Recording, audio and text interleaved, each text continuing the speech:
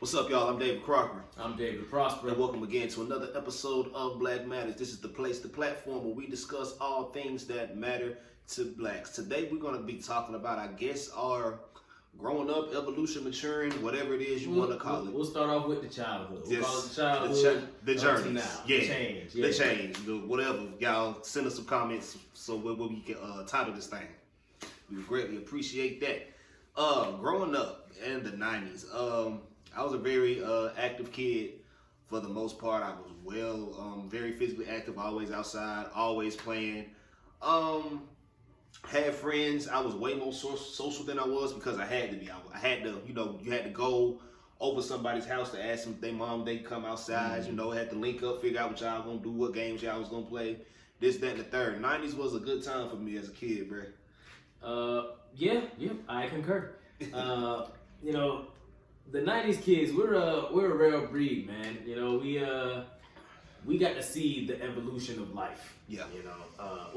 Everybody does. Every generation sees some kind of evolution, but ours was incredible. We went from a time where everybody was playing with dirt and mud and making up games to play outside to everything being on tablets and computers. It's kind of incredible.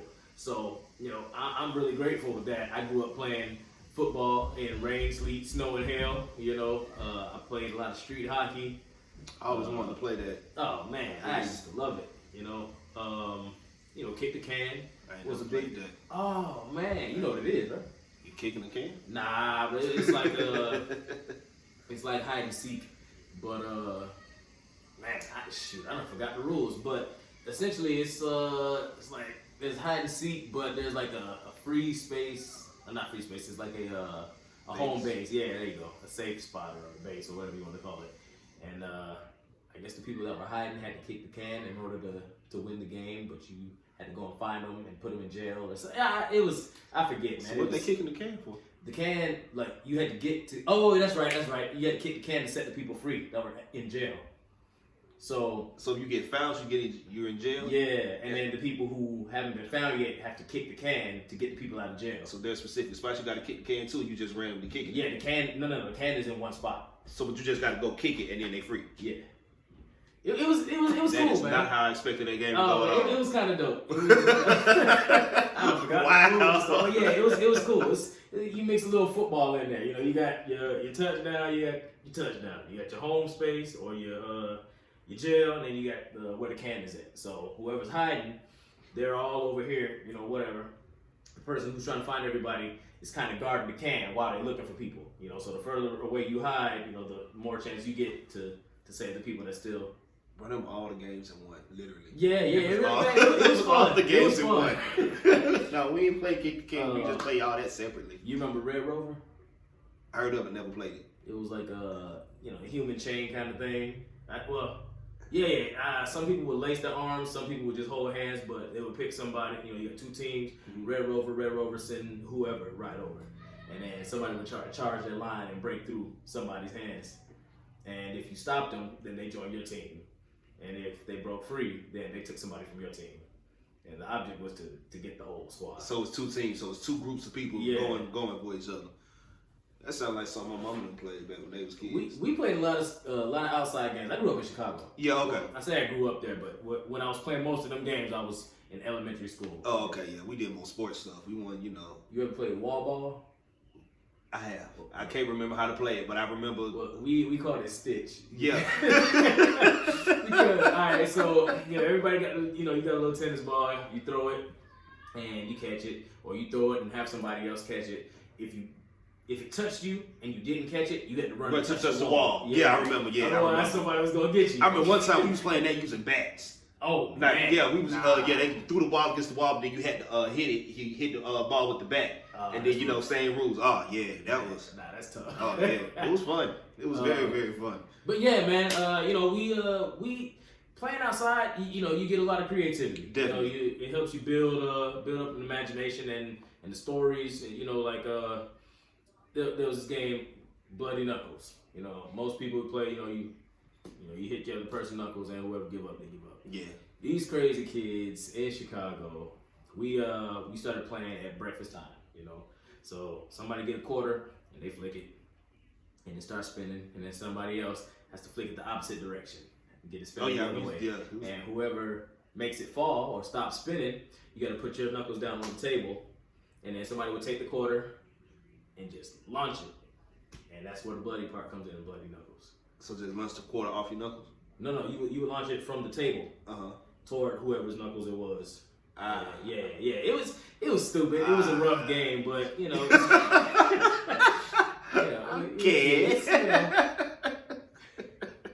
You don't have to excuse me. I'm sitting here watching the game. Oh yeah, Falcons and the Vikings. Falcons up. I ain't gonna get my hopes up till it's 0-0. It's fourth quarter with only a handful of minutes left, and he's still nervous. Oh yeah, I get it. I see the journey. My wife is a Falcons fan. I'm mainly watching because y'all playing the Vikings and they in my division. Yeah. I'm over here chiming in on the Bears game. We still we up by a good little bit, but I'm still nervous too because I like our record right now, but we very Falcons-esque. So. The Falcons will Falcon, bro. I don't want it to happen again. I don't. Moving I remember on. taking field trips and stuff in school. Using school. One of my favorite field trips going. I know every kid went on it. Was the little Fern Bank, one of the Fern Bank Museum. And you didn't go to school. Your elementary school in Chicago. So in Georgia, if you went to any Georgia school in the state of Georgia, you're gonna go to the Fern Bank Museum. If you picture a magic school bus, traditional TV museum, this is exactly what this place was. The whole space section, the history section. Every kid went there at least 3 times a year. And so one of the things I remember about the 90s was those field trips. We had a field trip to the archives. We had a field trip to Six Flags. We had a field trip to the slave field trip where everybody had to go pick cotton. So that's one of the things I think a lot of these kids now aren't experiencing in school is like the in-person qualities of it, the field trips, the knowing your teacher, past that just teacher level. Because some of our teachers became some of our friends or a second parent in a sense, or an auntie or an uncle while we was up in school. They were genuine guardians. Yeah, they actually care. Teachers now are just they're like you and me. They're looking for a job. Yeah. They went to school because they saw, I say they because they are us. The teachers now are our age, so we all went to school, and the teachers that we had then were cut from a different cloth because they believed in what they were doing. I'm not saying that, teachers don't believe what they're doing now. Just it's a job. Yeah. They're not. It's a paycheck. Yeah, they're not crafted the same way that the teachers were that were bringing us up. And I say that generally. Obviously, you have your diamonds in the rough or the ones that stand a cut above the rest. But generally speaking, the teachers that I've seen, interacting with the children in my life, have been pretty lackluster. So that being said, my nephew has a pretty phenomenal teacher. I don't actually know her name, but I've seen some of the progress that's been made, and his mom comes to me pretty often. Pretty elated about it. So. I love my daughter's pre-K teachers, bro. You can tell they genuinely care about the kids. They genuinely want them to learn. They genuinely are excited when the kids reach a milestone. Not just putting on the front because right. Mama's right here on the side in the same room, but they genuinely care. And I think that's the difference that our generation had versus this generation now. The caring. Back then they cared. Mm-hmm. Now they just want to check, and they're just trying to figure out when their next day off is. And might still care. Yeah. Might care with all their heart, but they stressed. Yeah, and they allow that stress to overtake their jobs and stuff. I think my biggest my favorite field trip that we used to go on in Chicago was to the Shed Aquarium. That was I've been the animal dude for a long time. National Geographic, Animal Planet, all of them. So going there, it was incredible to me. But let's move on. Let's move on to the 2000s. Yeah. We in the teens. I was born in 1990, so the 90s was my whole life. Yeah, me too. So 2000. What grade was I in 2000? I was turning 10. I was going in the 3rd and 4th grade. Fourth or fifth, 2000. I think coming out the 4th. Yeah. 2000. Yeah, coming out the 4th, going into the 5th. Yep. So I was still in Chicago. Good times, man. Playing those same games. But the difference then was, we still played outside a lot, but I had more video games then. The PlayStation had just come out a couple years prior, or maybe that year. I don't remember exactly when it came out, but I know I was playing video games by the time I was in 5th grade. Yeah. And you know, you kind of learn how to navigate people a little bit more. You know, you had more online video games than you did, you know, as a younger kid, and you know, you got to be influenced a little bit more by people from around the world, or at least around the country. You know, you kind of just got exposed to different things. You know, 2000s was a highly transitional time period, which I thoroughly enjoyed. You know, I didn't realize how much fun I had in the 2000s until you know, until 2020s came.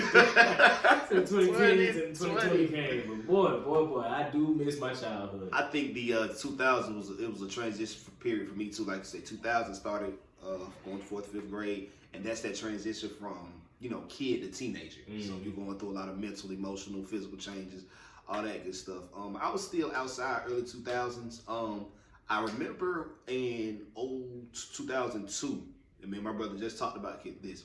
This was the best Christmas we ever had in our life. Like, hands down, the best. Now, granted, my great-grandma had passed the 19th of December. We had to bury her the 23rd. So all those emotions, my mom was really emotional around that time. But when I tell you, bro, like, my grandparents was in town. So I don't know if they helped with the gifts or whatever the case may be, but that's when the Xbox first dropped. So the original Xbox, we got keyboards, drum sets, racetracks, candy machines, outfits, just stuff, bro. It was lit. So got introduced to the Xbox. I forgot the name. It was a race car game that came with the game. Not one Need for Speed. I can't think of the name. But you know the game that came with the original Xbox. So I got into that. I got into this skating game. Gran Turismo. That might have been it. I think it's Gran Turismo. Yeah, that skating game. I can't think of the name of it. Some rock skating game. Got in the NBA, NBA Live, Madden, all that. So that's kind of where my love for video games started and stopped at the same time. Yeah. So, man, I remember this one Christmas. I don't even remember which year it was, but we got everything under the sun. You know, my dad was in the military. You know, so he was never, you know, super well off, but we were, I guess what you could call middle class. Yes, that was good. But then he also had a bunch of side jobs. You know, he'd be working security at this spot, and you know, he'd be driving for this furniture company. And you know, he was just always doing something else. So one year, he just, you know, we just kind of had it made, you know, and I think me and my sisters got like 30 gifts apiece. Oh, yeah, man. You know, and they played us with it because, you know, we saw like 4 or 5 gifts under the tree for everybody, which was cool. You know, wasn't nobody upset about it or nothing. You know, it was Christmas. Yeah, you know, got what we got thought we wanted. Gucci. Cool. But we woke up, man, and it was just stuff, man, everywhere. You know, and my mom, I think she missed her calling because interior decorating, I think, is her thing. You know, she real elaborate with decoration. Mine too. And you know, all of my gifts were wrapped in this paper, and Carolyn's were wrapped in this paper, Brittany's, Whitney's, you know, and the whole thing was put together so nice, man. And we just had, I mean, the remote control cars. I think that's the year we all got a Game Boy Advance. You know, we for the Game Boys. For the Game Boys and for the PlayStation. Actually, I think that's when we got the PS2. Nah, we got the PS2 already, but we got the little the multi-tap connector. You remember them? Yeah. You could connect 4 systems. Yeah. So we were playing Def Jam, Fight for New York, on the multi-tap. All 4 of us in the free-for-all and the teams. That was it, man. And then we playing Super Mario. Ah, man, we had a lot of fun. Yeah. It was pretty cool. So, 2000s, man. It was lit. It really was. Learning how to pick and choose your friends a little better. That was one of the biggest things my parents was on me about. Like, you know, we were that neighborhood. You know, another touchdown. Yeah, well done. So we were the kid. You know, everybody came to the house. We had our, you know, basketball goal. We had the, you know, football, the big yard. You know, we had I guess I don't want to say let's just say most well off, for lack of a better word. And so my dad peeped it at these kids at an early age from the back end of the block. They was coming over to play with the stuff. Yeah, they was like, they just really using you. You know what I'm saying? They don't really trying to be your friend. They like you because we buy you nice stuff. Nah, Dad, these are good. You know, this is me These trying my boys. These my boys. You know what I'm saying? And lo and behold, he was right. So that's why I learned at an early age. I think that will set me apart from a lot of people. I learned at an early age what loyalty really was. Like, I didn't have to wait till I was 21, 22 to already kind of figure out how to learn how to discern people. So yeah. Well, when it comes to discerning people, I had to learn pretty early because, you know, like I said, we grew up in a military household. Yeah. We didn't stay anywhere longer than 3 years. Yeah. You know, so we we moved around a lot. I was always the new kid, so I had to kind of figure out how to navigate people anyway. But then, you know, on the other end of that, all I had really was my family. So Right. that's where I learned what loyalty was, because no matter what else happens, this is gonna be my squad. Right. You know, so it was cool. You know, it taught me pretty early that, you know, loyalty is essential and that you don't have it in everybody. Yeah. And how to weed out the fakes. So, you know, that's what it is. Right. Let's see. School in the 2000s was kind of what time we at right now? We got well, we only halfway through this thing. Cool. School in the 2000s was a different animal for me because I started school in Chicago, you know, and then when I was moving into 7th grade, I moved to Texas, and it was a complete culture shock for me. You know, I'm going to school with people that walk, talk, and look like me, and then all of a sudden I'm around nothing but white folks and Hispanics, which is cool. You know, I'm not a prejudice dude. I grew up, you know, everything was everything. People were people. If I like you, I like you. If I didn't, I didn't. But man, I was a big kid, and life taught me different. You know, by the time I was in 6th grade, I was 5'7", 160 pounds. He was a big boy. I was a grown man to a lot of people. Yes. You know, so when I moved to Texas, God, you know, with the good old boys, you know, they showed me different. You know, so, you know, it is what it is. You know, I met a lot of good people down there, and I learned a lot of life lessons. You know, be they good or bad. You know, but you know, that's when puberty was a real big deal. You know, so I'm out there running around with, you know, the good old boys' daughters. They wasn't really trying to have me either. So I'm not gonna say all of it was racially motivated, but you know. But the curriculum was a lot better in Texas than it was in Chicago. I can definitely say that with a fact. You know, so funny story, I actually started school in Texas. You know, we did the back and forth thing. So first, second, third grade, well, first, second, and then half of 3rd grade I was in Texas. And then 3rd, 4th, 5th I was in Chicago. Half of 3rd, 4th, 5th, 6th I was in Chicago. And then 7th, 8th, and 9th I was in Texas again. yeah, it was tripped out.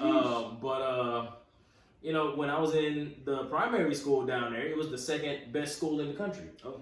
Yeah, it was real cool. And then by the time I came back in middle school, it was like bottom of the barrel, and it was run down. It was wild, man. But you know, again, you adapt and keep moving with a change in administration. Yeah, I don't know what it was. I was a kid. I didn't really care. Yeah, it's usually how that goes. But probably. Yeah. I was my school situation was way more stable. I was lucky and blessed enough to, you know, elementary one school, middle one school, high school one school. 2000s, right when I started middle school, I went to Babb Middle School. I think we were I know we were number 1 in the county. Statewide, I don't know where we were at. Like number 1 in academics, number 1 in football. We was good all across the board. I was the nerdy kid, you know, regular nerdy black kid, you know, let me get copy out from homework, this, that, and the third, cool. But then at the same time, by me trying to find myself, I was put on this persona of someone who I wasn't. So I would be sometimes causing conflict just to let y'all know, yeah, I'm skinny and I'm a little nerdy, but y'all not just finna, you know what I'm saying, talk to me and do me in. Right, you know what I'm saying? If you gonna beat me, you gonna earn it. So I wasn't a fighter, however, I would always let my mouth get me into more trouble than I could afford. But a lot of the times it backed off, so it kind of showed me that people not really as bad as they proclaim to be. If you bark back at them, they'll shrivel back down. Mm-hmm. So people gonna push you as far as you let them. Exactly. So once a lot of people realize I'm not gonna let you push me that far, then yeah, that's when a lot of all that stuff kind of stopped. The curriculum, it was so, now that I'm older, when I look back at it, everything in school was so routine And I think that has a big reason as to why now I'm so routine. Yeah. If it don't fit around this certain time, I'm going crazy. If it's not exactly what I want it to be, or exactly not how the way I go crazy. So I'm trying to right now uncondition my mind from that. Puberty, start noticing girls and all that good stuff. I was shy and awkward, so yeah, I knew that was fine, you know, this, that, and the third, but I never really approached any of them. You know what I'm saying? Because I guess because I was trying to put on that persona, lack of self-confidence in myself. Oh, you can't pull her. Stay down here with these, you know. But all in all, it was rough mentally and emotionally in a sense, because trying to find my footing, you know, in the world, in my household, all that type of stuff. But, you know, all in all, I learned a lot of good lessons from it. I feel like, you know, that confidence thing, it might have hit different with you because you grew up around them same people, you know? Yeah. So, you know, all of them will know if I strike out with her. Yeah. You know, kind of. You know, yeah. I didn't really have to worry about that because then nobody knew me. Right. But that being the case, I got into a lot of trouble with a lot of kids. You know, it was everybody wanted to pick on the new kid, man. And then I was the gentle giant. I wasn't an aggressive kid. Well, I can't say I wasn't an aggressive kid, but I didn't start mess with nobody. Yeah. You know, I really minded my business. I played my video games. I drew a lot of anime characters. You know, I was in choir. You know, I was for all intents and purposes a nerdy kid. You know, so I didn't really care. You know, I liked who I liked. Most people I got along with, but you always had them folks in there that wanted to try the new kid. And well, you know, I'm here for it. You know, I'm a fighter. You know, I'm gonna get it in. You know, I stopped counting my fights after 5th grade. I got into a lot of them. You know, so I can't pretend I was never the problem, but I never swung first. So, you know, you take that and do with it what you will. But you know, by the time all of my Chicago and Texas hopping was done, you know, we were in Georgia again. You know, my sister started school in Georgia, and then we moved. Whatever. So after Texas, we moved to Camden County, Georgia, and I finished out high school there. You know, started my 10th grade year, and you know that's really where I matured. I always tell people I was born in Chicago, I was raised in Texas, and I matured in Georgia. You know, my heart's still up there with my city, but I've been here forever. You know, I'm a Southern dude. You know, and I like it here all right. I'm eventually move out of here just because I ain't really got no attachment to Georgia, but I think it's done me pretty good. Yeah. You know, the way I handle people now, the way I've gone through my spiritual journey, and you know, the way I carry myself now, I like to attribute a lot of that to my environment. You know, even though I've had several changes of environment since I've been in Georgia, you know, it's kind of cool to see the different cultures within your own culture. You know, I can definitely say that, you know, because the black folks in Texas ain't nothing like the black folks in Chicago. The black folks in Chicago ain't nothing like the black folks in Atlanta. Yeah. You know, so this is cool, man. You know, the 2000s did me a lot of good, and yeah, I'll leave it at that. 2000 did me a lot of good with all my moving around. Yeah, and on to the 2010s where we kind of grew. That's from teenagers to adulthood, basically. High school was straight. You know, I didn't have. I mean, just a regular high school journey. You know, life. You know, friends, after school activities. I started working, so I guess that's when I entered the workforce. And I made it now. So my friends were not necessarily from school, but from work, because I spent, you know, maybe an hour, you know, with classes, switching classes, maybe not that much time with y'all a day. But at work, I was spending 5 to 6 hours with y'all a night. Family. Yeah, so now I'm starting to become more friendly with my friends at work than I do with the ones at school. So that was cool. Learned something new about myself. Learned a different side of myself. Started, you know, that's when my mama and daddy kind of gave me free reign to kind of, you know, more freedom, you know, go downtown. You ain't got to be calling us every hour on the hour. You know, here go my truck keys. You know, just make sure you don't wreck it. You know, more responsibility, things of that nature. As far as sex go, of course, you know, horny teenage boy, but I wasn't finna disrespect my mom and dad's house. Like, that's just my biggest thing. You know, it wasn't no, oh, you can't get it. I could. I'm just not finna disrespect my mom and dad's house like that. So yeah, and then my friend circle solidified. Can't even say solidified, because I maybe have 1 or 2 friends from high school that I still associate myself with, like on a regular basis. But as far as, you know, hanging with a whole high school clique, no. I do see some people do that. I'm not knocking that. Ain't nothing wrong with that. If y'all cool, if y'all, that's cool. That's y'all. But me personally, you just ain't build that. Yeah, I just ain't. I didn't build that bond within my high school like that anyway, because I was always at work. Did we win? They didn't Falcon? No, they didn't. They won. They stuck it out. Falcons won their first game of the 2020 season. Y'all heard it here first. Yeah. Y'all heard it here first. Well, they didn't, because we ain't gonna post this until. Oh. Well. Yeah. Well, y'all heard it. Y'all heard it. It don't matter. Heard it first. We heard it first. They told y'all first, but y'all didn't see it till later. But y'all still heard it. The 2010s for me was it seemed like it went by so fast. Yeah. I didn't start working. Oh, did we win? No, y'all look 23-16. Yeah, y'all got 2 minutes 23-16. You got 23-16. It was 23-19. I think 16. It was 19. It was 16. Okay, cool. Yeah. Yeah, I'm in yes, there. We got 2 minutes left, and it's still 2-score game. So no, it's not. It's a 1-score game. Damn. We got the ball though, so I'm okay with that. I didn't start working in the 2010s. I started working in 2006 in my sophomore year of high school. Well, I guess I was, because that's when I started too. Okay. I was saying, yes, I was just lumping that in. But my first step out of my parents' house was in 2010. And it flopped. Me and my sister got an apartment in, it was at the end of 2009. I think we got the apartment in October. And then by February 2010, we were back in my parents' house. Oh, wow. That's big time. Big flop. That was quick. It was all bad. But I got my first taste of adulthood. And from there, I was preparing to go to college. So by 2011, January, that's where I met this guy. And kind of. Yeah. Same time period. Yeah. But that's when I I meant like kind of meeting, like how we met each other, but didn't meet each other. Yeah. That's another story for another day. My friends in the 2010s changed dramatically. I don't really talk to, more than a handful of the people that I knew in high school. I mean, we communicate through Facebook or whatever, but I could probably count on one hand if I really cared to how many of them have my phone number and reach out on a regular basis. Yeah. And no smoke, I love all of y'all. Y'all are all good people. If I still talk with you, cool. What's up? How you doing? Thanks for watching. If I don't talk to you, I don't mean you no harm. Do your thing. Yeah, live your life. My sex life was a little different in the 2010s. I got my first car in September of 09, so I had my space. So it was cool. Right. I also wasn't the one that was going to my parents' house doing that. I didn't get down like that. Plus, I had 3 sisters that were nosy as hell. Yeah. I wouldn't have got away with it no way. Yeah.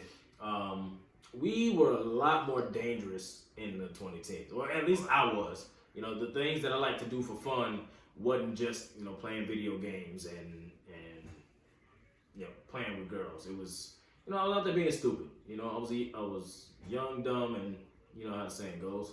So the things that I was doing, it gave me that immediate gratification, but it was a lot less fulfilling. You're doing drugs, you're drinking alcohol all the time, you're having these meaningless relationships.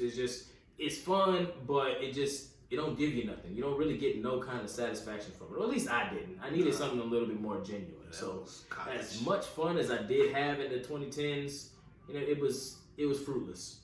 Yeah. I feel like I wasted a lot of time. Yeah. It wasn't nearly as gratifying fun as it was as a child. Yeah, I go back and those West Georgia memories and West Georgia parties and look at and laugh and see old pictures, be like, oh, that was fun. And you don't remember half of it. Right, and then I'll be like, just to go back and relive one night. But then when you think about it, how much time you kind of wasted, doing all that when you could have been doing something much more productive. It was like, it was fun, but I ain't getting nothing from it. Right. You know what I'm saying? So,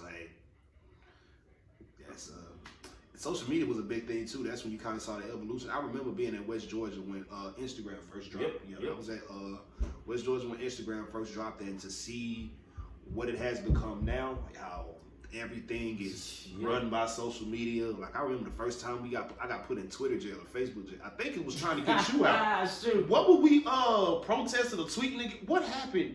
I don't remember, man. It was probably one of them niggas in rat suits. No, it wasn't that. It was something.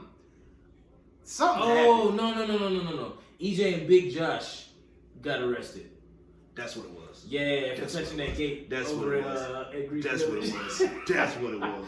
And I laugh about it. Oh, my boys, did they win? It ain't over yet. I remember, we laugh about it now because nothing really happened. It wasn't a big deal.